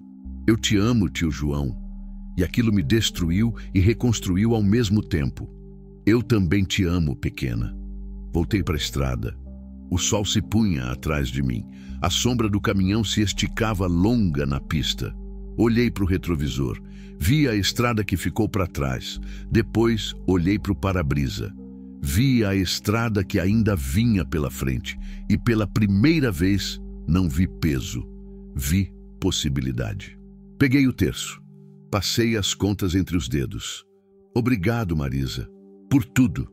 A estrada continuava. E eu também. Não mais como fantasma, mas como alguém que finalmente tinha aprendido. A coragem não é ausência de medo. Coragem é seguir, mesmo tremendo. É parar, mesmo com pressa. É salvar, mesmo sem saber como. É viver, mesmo depois de perder. E a onça que um dia me acompanhou naquela tempestade, talvez nunca tenha sido só uma onça. Talvez tenha sido um lembrete que a natureza cuida dos seus. Que o universo coloca no nosso caminho exatamente quem precisa ser encontrado. E que às vezes quem salva também é salvo. Fim. Epílogo. Anos depois recebi uma carta. Era de Isabela, agora com 15 anos, escrita em letra bonita, firme. Dizia: Tio João, hoje terminei de escrever uma redação na escola. O tema era A Pessoa que Mudou Minha Vida. Eu escrevi sobre você, escrevi sobre o dia que você buzinou, sobre como você me salvou, sobre como você me ensinou que coragem é seguir mesmo tremendo. Eu tirei a maior nota da turma, e quando a professora perguntou se era a história de verdade, eu disse: é sim, todo caminhoneiro devia ser assim, mas o meu é especial.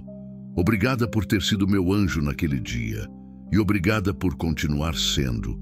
Com amor, Isabela. Dobrei a carta. Guardei junto com o desenho, junto com a foto, junto com todas as razões para continuar. E continuei. Na estrada que nunca termina. Onde a solidão vira propósito, onde o peso vira cura, onde o caminhoneiro viúvo finalmente encontra a paz.